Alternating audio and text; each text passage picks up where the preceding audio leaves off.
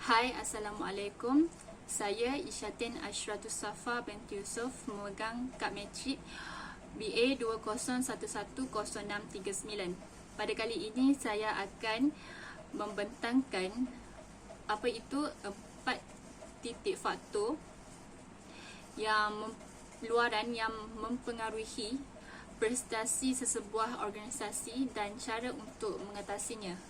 Sebelum itu, saya akan menerangkan apa itu pengurusan.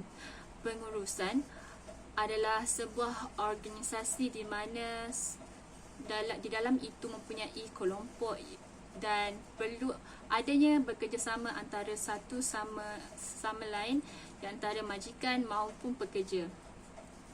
Kerana ini menjadi lebih penting sekiranya mereka perlu membahagikan tugas-tugasan supaya kerja mereka lebih sistematik dan lebih teratur. Pengurusan yang berkualiti dan cemerlang sangat bagus untuk sebuah organisasi itu kerana mempunyai pengurusan yang berkualiti dan juga cemerlang. Ini akan menyebabkan semua lapisan masyarakat mudah mempercayai sesebuah organisasi itu dengan sebaiknya. Sekarang ini saya akan terus kepada apa itu 4 titik faktor yang mempengaruhi prestasi sesebuah organisasi itu. Yang pertama adalah faktor masalah rumah tangga dan ataupun masalah mental seseorang pekerja itu membawanya ke tempat kerja. Hal ini agak membimbangkan para majikan kerana sekiranya seseorang itu membawa masalah dari rumah ke tempat kerja akan memudaratkan diri pekerja itu dan juga para pekerja itu juga akan memberi layanan yang kurang baik kepada pelanggan. Hal ini lebih merusingkan lagi pelanggan tersebut semestinya akan kurang selesa dengan layanan yang kurang baik yang diberikan oleh pekerja itu. Tambahan pula, organisasi tersebut adalah merupakan organisasi perniagaan.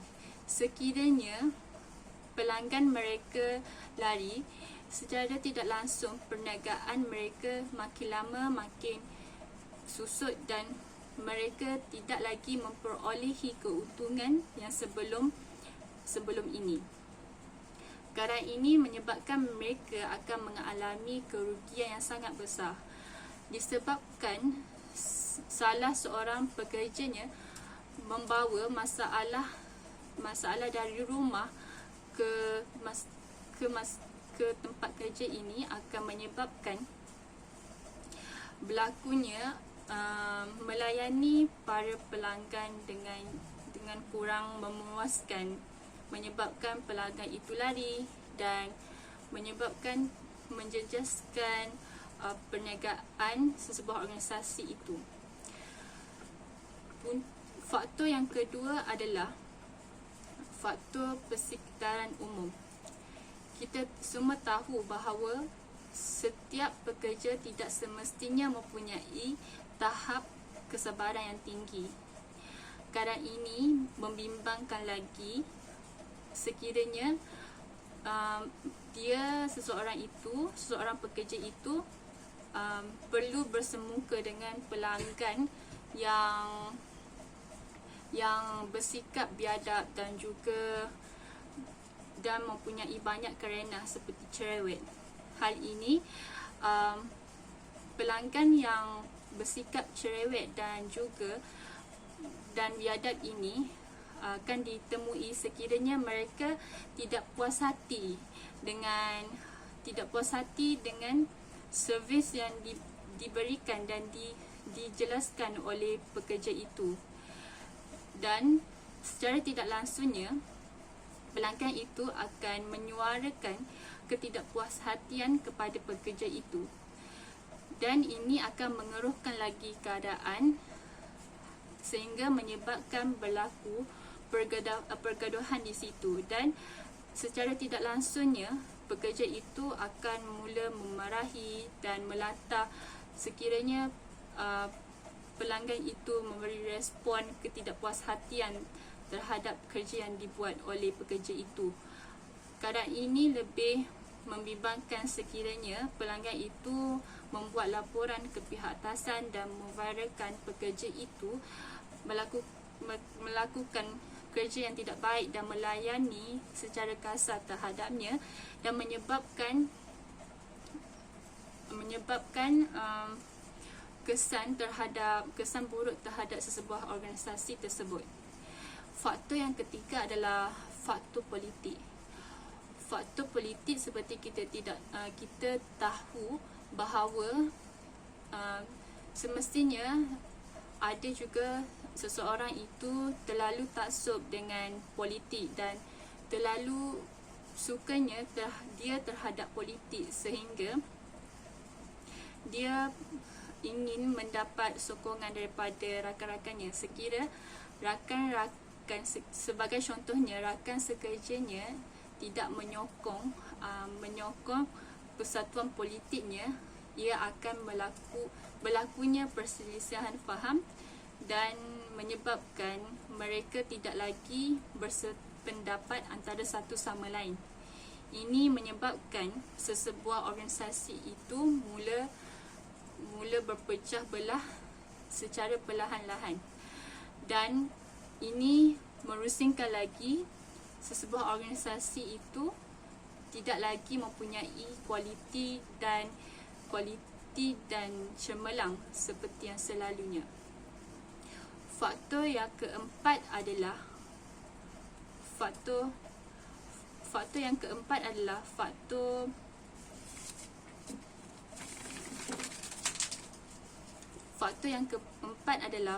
rasuah.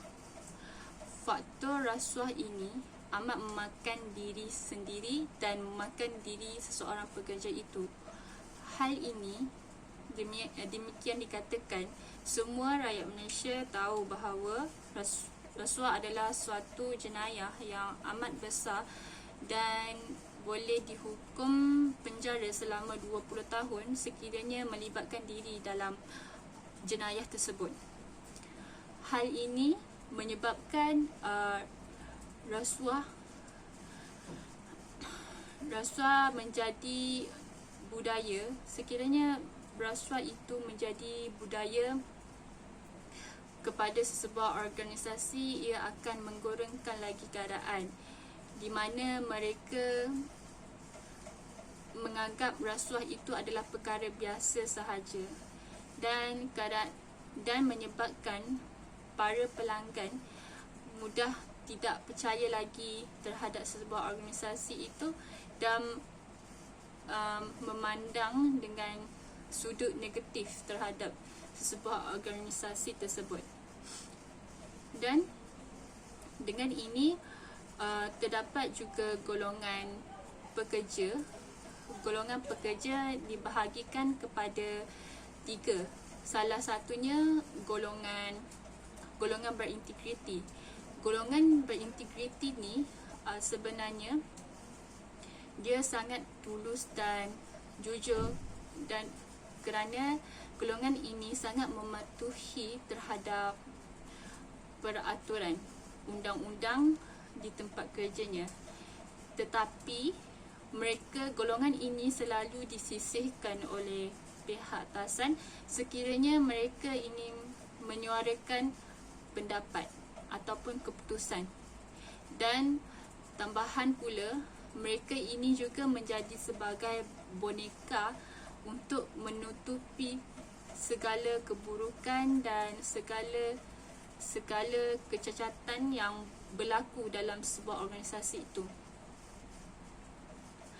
Hal ini amat membimbangkan kepada majikan juga sekiranya para pekerja itu melakukan amalan rasuah itu sebagai budaya dalam sebuah organisasi. Ini boleh memberi kesan yang amat besar kepada organisasi itu, dan masyarakat mula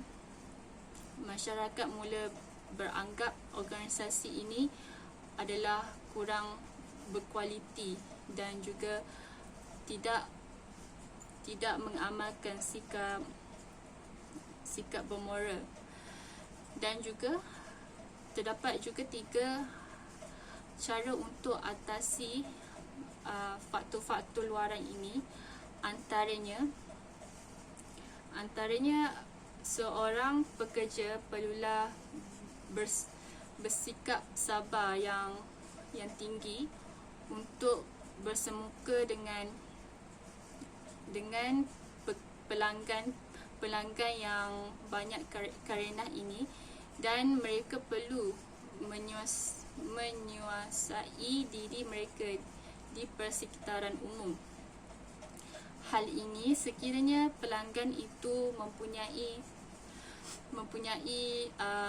ketidakpuashatian terhadap kerja kita sebagai pekerja, kita perlulah selesai masalah itu dengan cara berhemah dan juga tidak melatah. Dan kita sebagai pekerja perlulah bersikap profesional dan juga berdedikasi untuk menyelesaikan sesuatu masalah itu dengan tenang dan betul.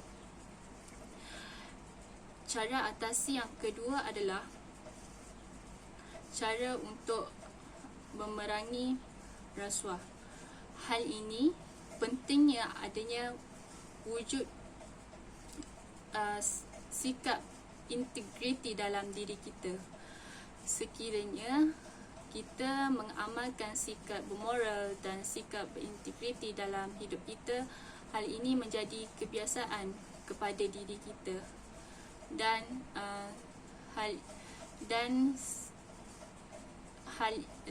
ini menyebabkan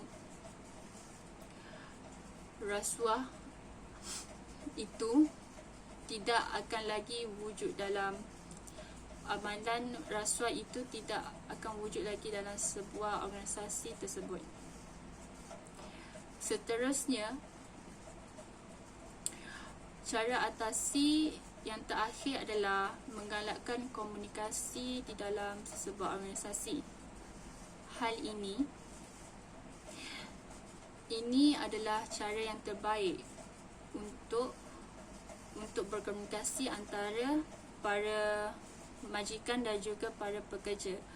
Para majikan perlulah mengambil peluang untuk membuka sesi luahan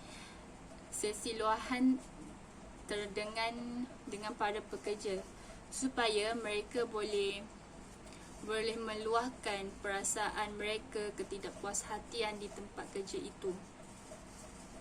Dan hal ini menyebabkan mereka dapat melengkapi antara satu sama lain sekiranya ada kekurangan dalam sesebuah organisasi itu.